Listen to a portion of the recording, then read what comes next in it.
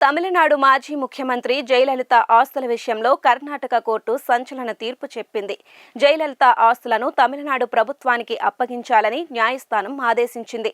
జయలలితకు సంబంధించిన ఆస్తులు ప్రభుత్వానికే చెందుతాయని పేర్కొంది.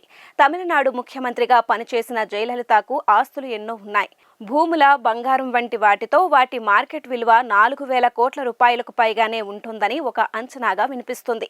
అయితే దీనిపై వాదనలు విన్న బెంగళూరు ప్రత్యేక న్యాయస్థానం మాత్రం ఈ ఆస్తులు వారసులకు చెందవని, తమిళనాడు ప్రభుత్వానికే చెందుతాయని ప్రకటించింది. వచ్చే నెల 14, 15 తేదీల్లో వాటికి అప్పగించాలని కూడా న్యాయస్థానం ఆదేశించింది. తమిళనాడు మాజీ ముఖ్యమంత్రి జయలలిత అవివాహిత. ఆమెకు వారసులు లేరు. అయితే సహజంగా ఆమె ఆస్తి తమకు చెందాలంటే జయలలిత సోదరి కుటుంబ సభ్యులు న్యాయస్థానాన్ని ఆశ్రయించారు. దీపక్లు తాము జయలలిత వారసులమని చెప్పారు. ఆ ఆస్తి తమకే దక్కాలంటూ వారు న్యాయస్థానాన్ని ఆశ్రయించారు. జయలలితకు ఉన్న ఆస్తులు వారసత్వంగా తమకే చెందుతాయని వారి తరపున న్యాయవాదులు వాదించినా ఫలితం లేకుండా పోయింది. జయలలిత సినిమా నటిగా, రాజకీయంగా వేల కోట్ల ఆస్తులను సంపాదించారు. కానీ ఆమె మాత్రం వీలునామా ఎవరికీ రాయలేదు.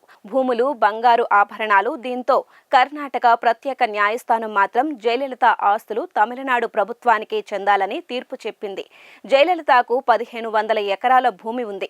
27 కిలోల బంగారు ఆభరణాలు ఉన్నాయి. దీంతో పాటు వజ్రాభరణాలు, వస్త్రాలతో పాటు అనేక వస్తువులను తమకు అప్పగించాలని వారసులం తామేనని దీపక్లు న్యాయస్థానాన్ని ఆశ్రయించినా కోర్టు మాత్రం అందుకు అంగీకరించలేదు. ప్రభుత్వ విలువ ప్రకారం ఈ ఆస్తుల విలువ 900 కోట్ల రూపాయలు ఉంటుందని, అయితే మార్కెట్ విలువ మాత్రం 4,000 కోట్ల రూపాయలకు పైగానే ఉంటుందని చెబుతున్నారు. మరి జయలలిత వారసులు దీనిపై ఏం చేయనున్నారన్నది తెలియాల్సి ఉంది.